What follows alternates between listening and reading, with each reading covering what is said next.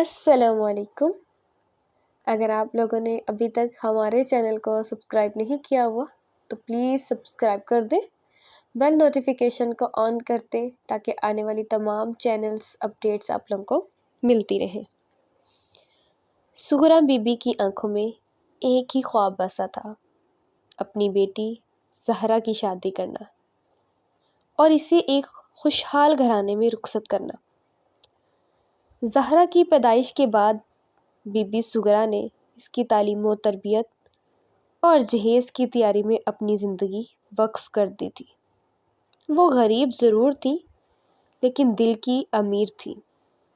اس نے دوسروں کے گھروں میں کام کاج کر کے اپنی محنت کی کمائی سے زہرا کے لیے جہیز کی تیاری شروع کر دی۔ سغرا بی بی کا خیال تھا کہ ایک اچھا جہیز ہی زہرا کی سسرال میں عزت اور محبت کی ضمانت ہوگا۔ وہ ہر روز تھوڑا تھوڑا سامان جمع کرتی اور دعا کرتی کہ زہرا کے نصیب اچھے ہوں۔ زہرا کو بھی اپنی ماں کی محنت کا اندازہ تھا اور وہ اپنی تعلیم کے ساتھ ساتھ گھر کے کاموں میں بھی ہاتھ بٹاتی تھی۔ زہرا جیسے جیسے جوان ہو رہی تھی، سغرا بی بی کی فکر بھی بڑھتی جا رہی تھی۔ زہرا خوبصورت، نرم دل اور سلیقہ مند تھی۔ محلے کی عورتیں زہرا کی تعریفیں کرتی تھیں اور سغرا بی بی کو یقین تھا کہ زہرا کے لیے ایک اچھا رشتہ ضرور ملے گا۔ کچھ مہینے بعد عارف نامی ایک نوجوان کا رشتہ آیا۔ عارف سرکاری ملازم تھا اور اس کا خاندان بظاہر خوشحال تھا۔ سغرا بی بی کو لگا کہ یہی وہ رشتہ ہے جو زہرا کے نصیب کو سنوار دے گا۔ عارف کی ماں بیگم صاحبہ نے زہرا کو پسند کر لیا، لیکن ان کی نظر زہرا کے جہیز پر تھی۔ بیگم صاحبہ نے سغرا بی بی سے کہا، بیٹی تو بہت پیاری ہے لیکن جہیز بھی مکمل ہونا چاہیے۔ ہمارے ہاں رسومات ہیں اور کچھ لوگ دیکھتے ہیں کہ دلہن کیا لائی ہے۔ یہ بات سن کر سغرا بی بی کے دل میں ایک چبھن سی ہوئی، لیکن اس نے اپنی بیٹی کی خوشی کے لیے خاموشی اختیار کی اور کہا کہ وہ اپنی بساط بھر سب کچھ کرے گی۔ شادی کی تاریخ طے ہو گئی۔ سغرا بی بی نے اپنے گھر کی ساری جمع پونجی خرچ کر کے زہرا کا جہیز تیار کیا۔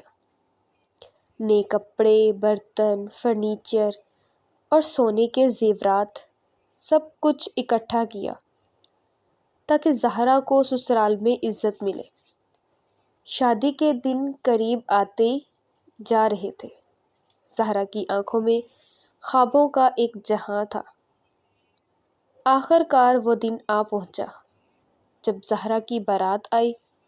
شادی دھوم دھام سے ہوئی اور زہرا کو رخصت کیا گیا۔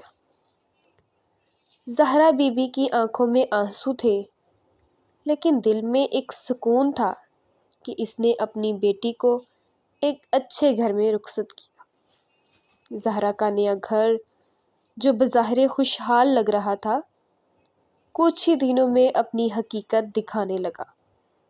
شروع کے دنوں میں تو سب کچھ ٹھیک تھا، لیکن جیسے جیسے وقت گزرتا گیا، عارف کی ماں اور بہنوں کا رویہ بدلنے لگا۔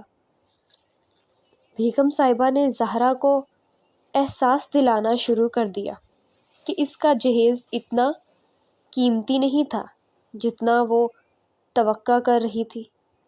فلانے کی بہو تو سونے کے زیورات لائی تھی اور تمہارے پاس کیا ہے؟ یہ طعنے زہرا کو سننے کو ملنے لگے۔ عارف جو پہلے زہرا سے محبت بھرا رویہ رکھتا تھا، اب اپنی ماں کے زہر اثر آ گیا۔ وہ بھی زہرا سے کہنے لگا کہ وہ اپنے والدین سے مزید پیسے اور سامان مانگے۔ زہرا نے یہ سن کر کہا، میرے والدین نے اپنی ساری جمع پونجی میرے جہیز میں لگا دی ہے اور اب ان کے پاس کچھ بھی نہیں ہے۔ لیکن عارف اور اس کی ماں کو زہرا کے احساسات کی پرواہ نہیں تھی۔ وہ بار بار اس پر دباؤ ڈالنے لگے اور زہرا کی زندگی مشکل ہوتی گئی۔ زہرا نے اپنے سسرال میں ہر ممکن کوشش کی کہ وہ سب کو خوش رکھے، لیکن کوئی بھی اس کی محنت کو سراہنے والا نہیں تھا۔ دن رات وہ طعنوں اور جھگڑوں کا سامنا کرتی رہی۔ عارف کا رویہ بھی دن بدن بدلتا جا رہا تھا۔ وہ زہرا سے دور ہونے لگا اور اس کی طرف کوئی دھیان ہی نہیں دیتا تھا۔ ایک دن جب طعنوں کی شدت حد سے بڑھ گئی، زہرا نے عارف سے کہا، میں یہ سب کچھ مزید برداشت نہیں کر سکتی۔ یا تو آپ اپنی ماں کو سمجھائیں یا پھر مجھے میکے بھیج دیں۔ عارف نے بے بسی سے جواب دیا، اگر تمہیں یہ سب برا لگتا ہے تو چلی جاؤ، مجھے کوئی فرق نہیں پڑتا۔ زہرا کے دل میں یہ جملے تیر کی طرح لگے۔ وہ حیران تھی کہ جس شخص سے اس نے محبت کی تھی وہ اتنا بدل چکا تھا۔ زہرا نے اپنی ماں کے گھر واپس جانے کا فیصلہ کر لیا۔ اس نے اپنے سسرال کو الوداع کہا اور اپنے والدین کے پاس لوٹ آئی۔ سغرا بی بی نے جب زہرا کو اس حال میں دیکھا تو وہ ٹوٹ گئی۔ زہرا نے ماں کو تسلی دیتے ہوئے کہا، ماں آپ نے سب کچھ کیا لیکن قسمت خدا کی طرف سے ہوتی ہے۔ آپ کی محنت ضائع نہیں ہوئی، میں نے آپ سے ہمت اور عزت نفس کا سبق سیکھا ہے۔ زہرا نے اپنے والدین کے گھر رہتے ہوئے اپنی زندگی کو نئے سرے سے شروع کرنے کا فیصلہ کیا۔ اس نے تعلیم اور ہنر کی طرف توجہ دی اور ایک چھوٹا سا کاروبار شروع کیا۔ سغرا بی بی نے اپنی بیٹی کا بھرپور ساتھ دیا اور دونوں ماں بیٹی نے اپنی زندگی کو سنوارا۔ اب زہرا کو یہ بات سمجھ میں آ گئی تھی کہ جہیز نہ تو عزت کی ضمانت ہوتا ہے اور نہ ہی خوشیوں کی۔ اصل عزت اور سکون انسان کے اندر ہوتا ہے۔ سب سے بڑی دولت خود اعتمادی اور عزت نفس ہے۔